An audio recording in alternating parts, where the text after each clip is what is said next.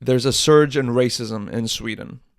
It's true. There's a surge in racism and anti-immigration, you know, sort of feeling that's in the air now in Sweden, and it's grown more intense as of lately. By the way, welcome to the Fadi show. This is episode 91, I think. We're pushing 100 episodes. It's pretty fucking crazy. Been doing this podcast where I talk about pop culture and, just current event politics, just comedy stuff for the last year and a half. It's going pretty strong. It's pretty fun. Just comedy stuff, just satire.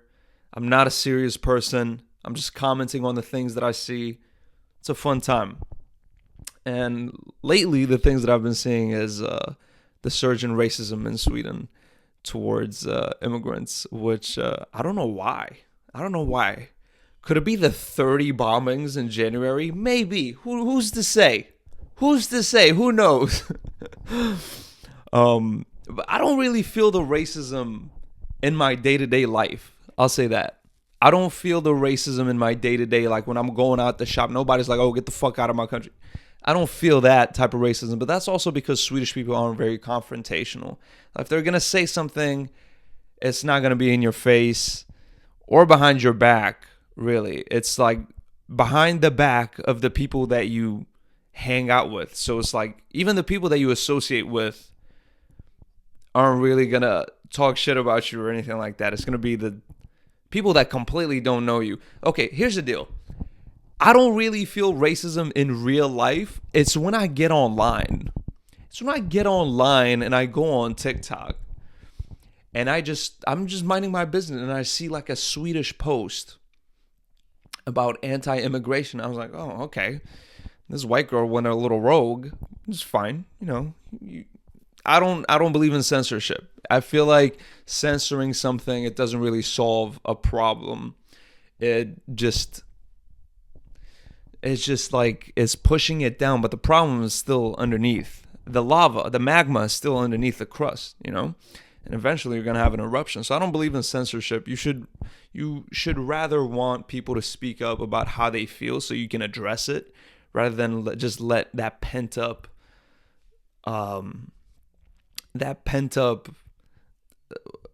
fucking aggression to build and cultivate and grow resentment. So yeah, but yeah, I just see like one rogue white guy or white girl just going crazy talking about. I saw this girl post, imagine stooping so low that you would date a culture enricher.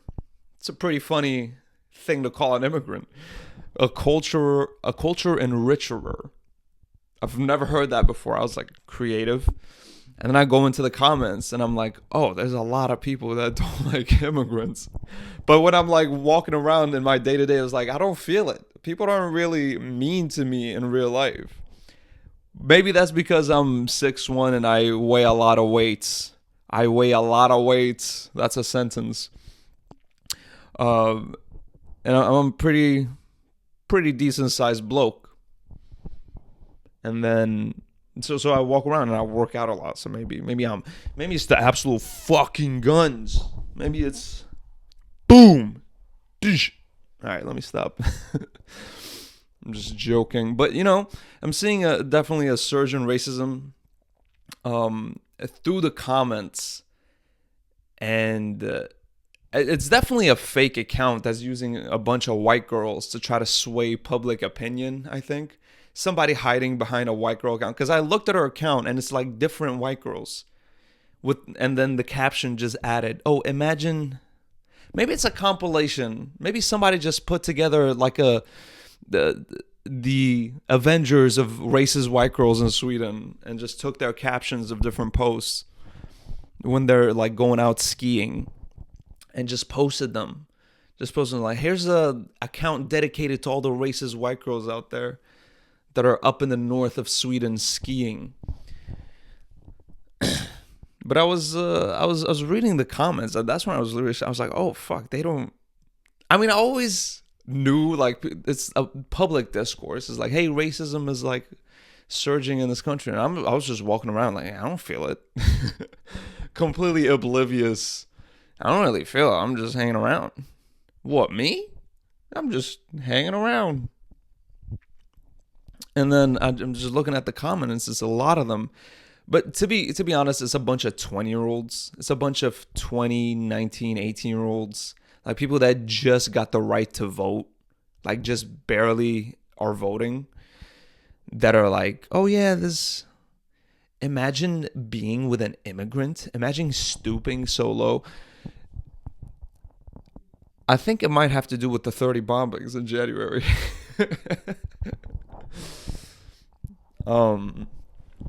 It's an interesting thing, this discourse in Sweden, because I've seen it happen around me. Like I've seen the resentment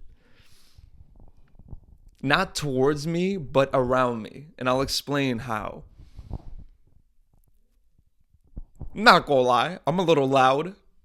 When I get excited, I get a little loud. So I was at this bar with my friends, and I was telling a story. It was a really funny story, and we were like 20 dudes, not 20 dudes, but like we were like 10 dudes, and we were around a table, and I was telling a story. And because we're a lot of people, I have to yell, so like everybody can hear, because like across 2 tables, and I'm telling the story. And I'm yelling and I'm telling the story, and then I can see like 2 white girls that are sitting by their table in the back. They're just like, they look at me with the greatest they're like, ugh. Mind you, all my friends are like white. All this friend group, it was just white Swedish men, and they were listening to this one oracle, the immigrant oracle, in the bar. And just having a laugh. It's just a funny story. They're cracking up, everybody's laughing, and it's like loud, but I'm really loud because I have to yell the story. You can tell these 2 white girls are not happy about how loudly I'm telling the story. Like the look on their face is like it was like, of course it's him. Of course he's the guy that's so loud. Like I look like I was confirming every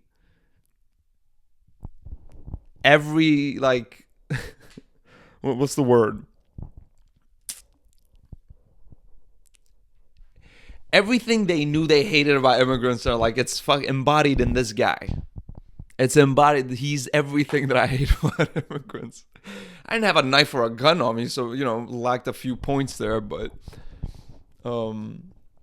you could tell that they were not happy. And I've seen that around some people, like subtly. I've seen that in public. In private, it's like way more open, the racism, like clearly from the comments that I'm seeing. But in public, I can feel like, even around some of the friends that I've been around, I see them like they're just chilling, having fun, and then I see a group of like immigrant, like non-Swedish guys that aren't really causing a problem, but they are being loud, and they're being a little rowdy. But not, being violent or anything like that, not being threatening in any way, but them just being loud and vocal in a space. And you could just see I look at my Swedish friends, and they get quiet, and they're like, they look around like, is this gonna be a problem? Like, are these the bad ones or the good ones? You can tell it by their face that they're thinking that. And they literally do what the white girls did, like some of the people that I know. But in my head, it was just like, oh, settle. They're just a little uncomfortable with the rowdiness. It's like, okay, it's a different culture. They're a little loud, and my own friends will be like, ugh. Like it's very subtle. It's just a little look around, and then just. It's a very subtle, like, fuck. You're ruining the space. You're fucking up the vibe. But it's like, okay, your vibe was just being quiet and hanging around. This vibe is kind of fun. It's a little loud. You don't know what's going on. You don't know the story. You don't know the funny stories that they're telling. So you feel like you're not on the inside. So you feel on the outside. Therefore, you automatically want to like, fuck them. So it's like subtly, like you'll see it like that, but it's like that's not even. I wouldn't even constitute that as racism. But when I scroll on TikTok and I just see the Swedish comments, I'm like, oh, it's bad. It's like they're championing the Aryan race. It's back to just a Hitler. Like somebody commented just white and calm. Like this girl was just, or somebody was just skiing, and it was like, oh look, no Ahmeds on this ski trip, and somebody with a Swedish flag as his profile picture just goes, white and calm, white and calm.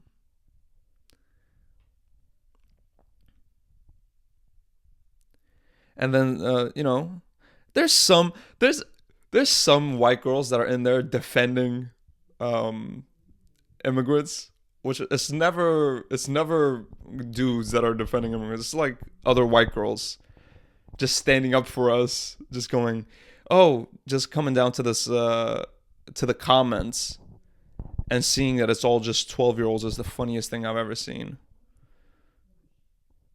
uh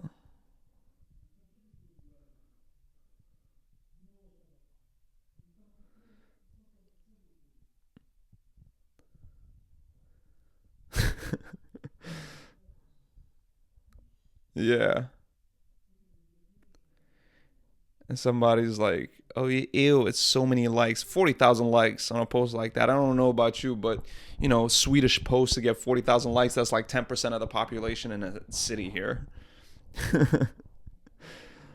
um, I don't know. Am I mad? Am I shocked? Am I offended? Not really shocked. Not really offended. But it does give me a sense of, damn. That's how you feel? Damn. Like it literally just give me a damn. I thought we was cool. I thought we were cool, man. That's how you feel about me, dog? I thought we was chilling. Hey, that's what it is. They're mad their country's being taken. It's fucking snowing like all hell outside. It's fucking middle of March. Just an all white outdoors. Yeah, so that was an interesting observation that I made today. Like, let me see some more of the posts over here about this. Like, it's somebody's like, since when did racism become cool?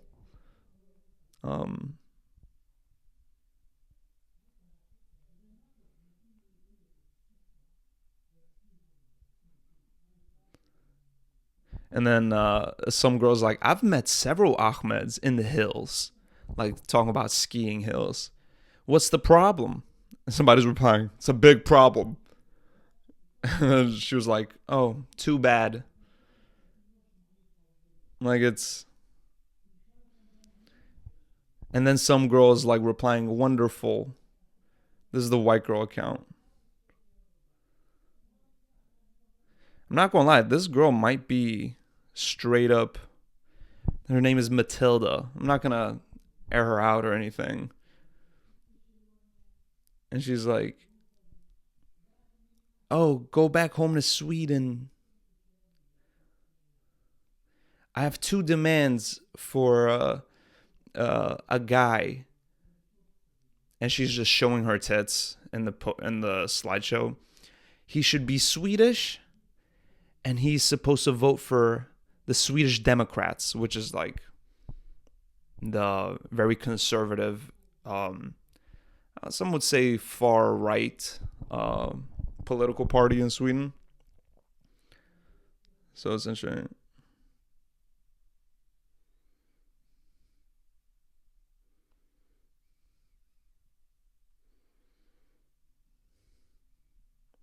She's talking about, look how many mosques are in Sweden and how many churches are in Afghanistan. Bitch, you don't look like you go to church. Your tits are out.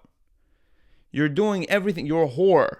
You're a whore. You're sucking cock at the ripe age of 20. You don't go to church. I go to church more than you. The fuck you talking about church for? Look how many mosques are. Look how many churches there are. You don't go to either. You atheist bitch. You're the worst kind. Shout out atheists.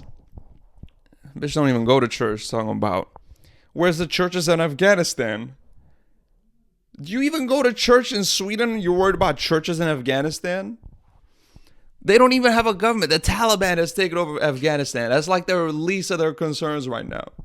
There's like one Christian person in Afghanistan. He's just praying from his hallway. Dude, this bitch literally had her titties out, push-up bra, talking about she wants guys, plural. First of all, where's monogamy? I love guys that you're not even supposed to be talking about men plural, in plural form, if you're going to be as Christian as you claim.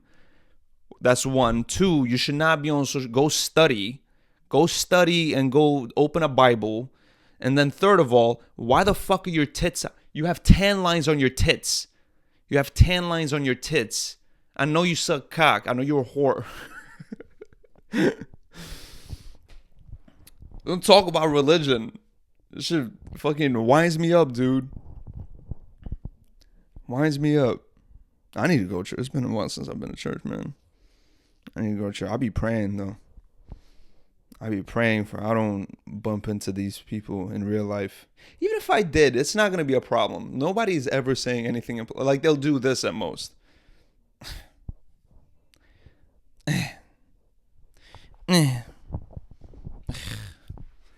Like, barely audible, too.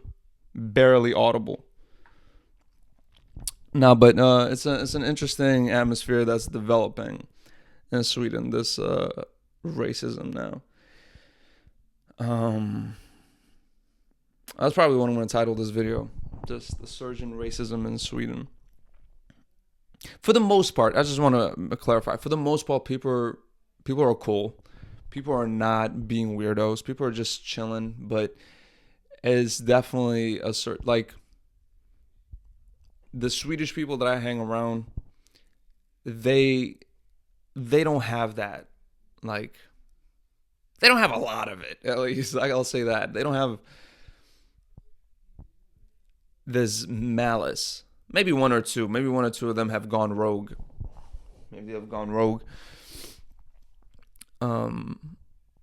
But for the most part, like, people are friendly over here. People are very to themselves, but they're friendly. They're not really seeking confrontation. I feel like more so than racism, classism is a very big thing over here. I mean, in the city that I'm in Gothenburg, it's a lot cooler than places like, let's say, Stockholm. Like, over there, people just don't want to associate with you if you're not the same socioeconomic status as them, or if you're very popular, or it's really a status game in Stockholm. It truly is.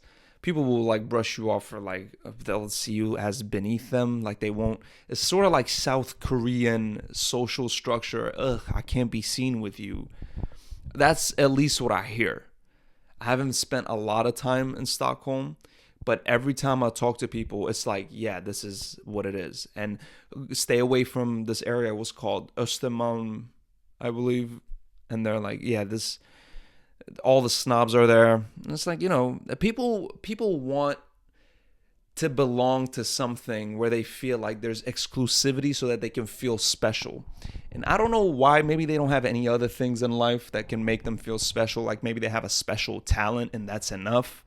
Maybe they don't have, maybe they can't speak an extra language and they're cool, or they have like a special interest that makes them stand out. Maybe the economic status is the only special thing they have, they think, because they're surrounded by it.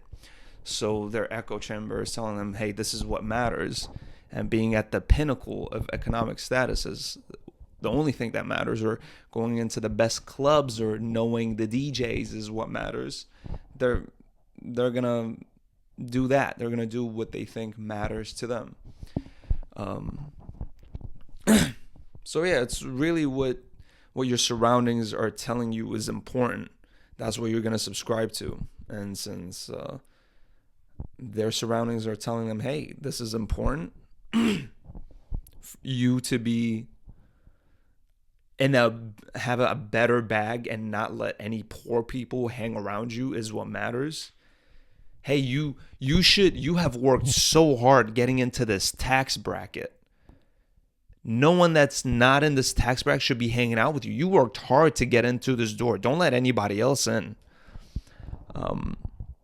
If that's what matters to you, that's what you're going to subscribe to, and you're going to, enforce that. Even you're going to become an unpaid police officer of that culture. You're going to be a gatekeeper of that culture. You can't be on this boat.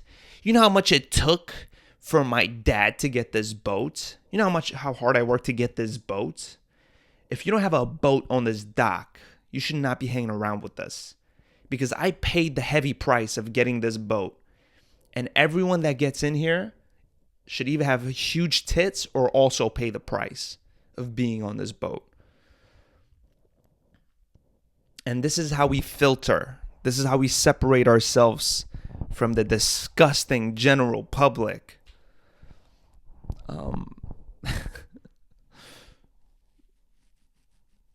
I don't know. Personally, I don't hang around people like that or those kind of areas, so I don't really feel it. I don't feel excluded. The last time I really felt excluded was probably high school, but that's high school shenanigans. And some people just take that with them through the rest of their life. They just take that high school mentality of our friend group, their friend group, us versus them. It's like this natural order that all humans just default to. Of just because when you're in high school, it's like a sandbox of life. Like everybody defaults to how human behavior is actually like.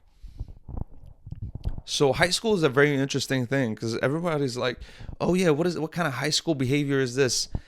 Well, high school behavior is innate behavior. And to some degree, you should be more than your instincts. You shouldn't just be that's what the whole point of religion is. It's like, hey, don't be a fucking the greedy animal. Know how to be a human. Elevate from your just basic reptilian brain needs of like belonging here or belonging to this, or try to rise above it. You have a Bible, you have a God, you have, whatever religion you subscribe to. You be more than your initial fight or flight instincts or your initial greed, hunger. I need to eat by any means necessary. I should kill people who stand in between me and my next meal, for example. So high school is really unregulated human behavior. People aren't really religious in high school. People are really seeking out for themselves and their own pleasures for the most part in high school. So everyone defaults to what they think a social hierarchy is, or what is a social hierarchy in their true feelings, in their autonomous, system in their brains. So people default to feelings, what they feel like a hierarchy is, where they stand in that hierarchy, and who they should hang around with, who they should joke with, who they shouldn't be hanging around with. So it gets really cliquey in high school. So it's really interesting. It's really unregulated human behavior in high school. And then taking that and then bringing it out into the real world, it's like, to some degree, I guess, you hang around people that you enjoy time with. But to then do it just because of the social construct, because I'm too good for that. Why? Why are you too good?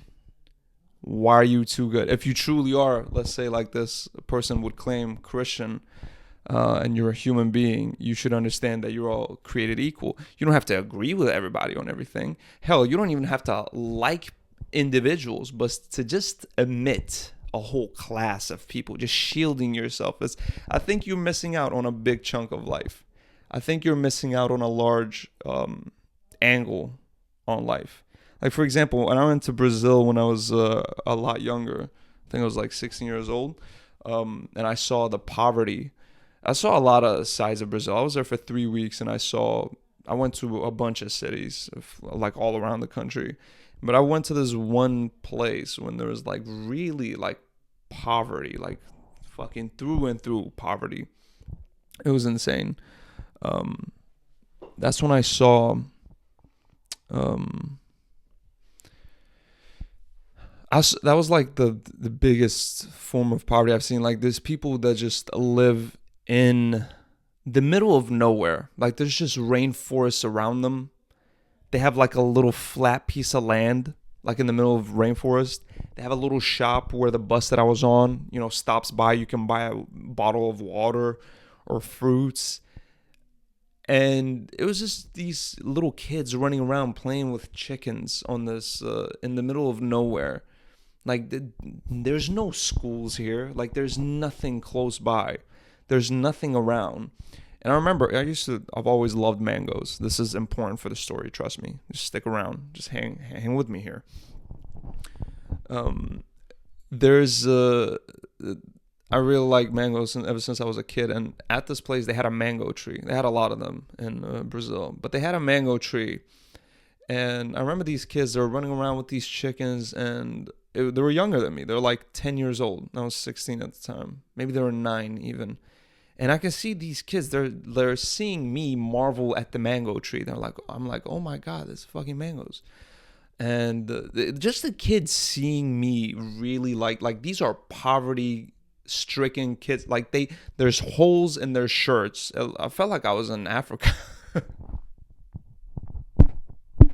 But it was like that. And they had this little shop that they were selling, things at. But anyways, these kids, they saw me look at the mango tree, and they climbed the tree. They shake the branches.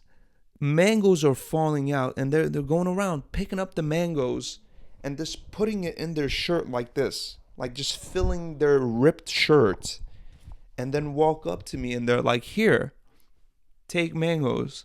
And I was like, "Oh no, I don't have any money." They're like, "No, not money. Just here, take the mangoes. We saw that you wanted mangoes. Here's the mangoes." And this somehow relates to Stockholm. The snobby white girls in Stockholm. But they were like so giving, and I was so shocked to see that at that age. I was like, hey, people are like really don't care. Like, there's people who don't care about money. There's people that are just here surviving, having fun, chasing chickens. And if they see that you like something, it doesn't take away from them to give to you. They truly have that mentality. It doesn't take away from them to give to you. I'm not saying, hey, give me welfare checks. This is not the connection I'm making. Don't get it confused. But just be so fulfilled in a sense, and not attach yourself to something as something like economic status to feel special, that you can just give, that you feel so full that you can just give to people and people around you. It truly gave me perspective on things. It did. It truly gave me perspective on things when I was a kid. And that's what I'm saying. If you're just like, oh, I'm rich, I shouldn't be around poor people. I should just stay at a resort, and I should just be around other rich people that also afford boats. I'm not gonna go be around poor people and on a bus. I'm not gonna be on a fucking bus that needs to stop at this. I'm gonna take a helicopter to the destination. First of all, the fuck are you talking about? You miss out on an example of what I saw, like something that I've, like 26 now, 10 years later, I still remember that moment. I still remember that just because of how much impression it left on me. So yeah, I still remember that moment because of how much of an impression it left on me. And yeah, I'm just saying, like, you miss out on a lot of beautiful things in life when you do that. But I guess you also, find a lot of fun things in life. You get to be on a yacht, you get to be on a helicopter, you get to do these fun things. And to some degree, you can do that. It's all fine and dandy, but if you just want more experience, more just see life from different angles and different perspectives, I think it just enriches you. I don't think it takes away from you, really. You can go back to doing the boat thing, go back to doing the boat, yacht, and helicopter thing, but every once in a while, just open yourself up a little bit to just see what's going on that other side. I think it's helpful, instead of just being in your mind just like, oh, these fucking immigrants, the poverty, oh, I hate it. Just get both sides. Get both sides and make a more informed decision. That's all. See both sides. And then if you still stick with the racism, it's like, great, that's how you feel. That's how you're racism. You're racist through and through. It's not because you have a blind side or a blind spot. It's not because you don't know better. You knew better and you still decided to be racist. That's just who you are in your heart. Now you know that. That's in your hearts of hearts. You're just racist through and through. You can go ahead and be that. But, give yourself the opportunity to make a decision out of an informed decision rather than an ignorant decision. And no matter what it lands on, it lands on. But, at least you have more ground to stand on when it comes down to it. But yeah, I'm going to switch over to the Patreon. We're going to talk about more fun stuff over there, such as racism. I really don't talk about racism over here, but it was just an interesting thing that popped into my mind with this. I'm probably going to be talking about the vlogs that I've been doing. If you haven't seen my last vlog, check it out. It's fucking amazing. I put so much time and effort into it. It's titled... It was the last video that I posted. It's titled... Fuck is it titled? What it's truly like to be on a stand-up comedy tour, I believe. Yeah, so check it out. It's on my channel. And I put a lot of time and effort into editing it. I'm currently editing the Berlin vlog. The first one was in Copenhagen, so it's a stand-up comedy tour, if you didn't know that. I was in Copenhagen first. Second stop was Berlin, so I'm editing the Berlin vlog. That's dropping on Saturday, so check that out. But in the meantime, I'm switching over to the Patreon. So if you haven't checked out the Patreon, it greatly supports the channel. Check that out. Sub to the channel. And there's like 100 episodes, like bonus episodes of content on there. And BTS footage of the tour. It's super fun. So yeah, check that out. Switching over to the Patreon. All right. Peace out, y'all. See y'all next week. Stay safe. Bye-bye.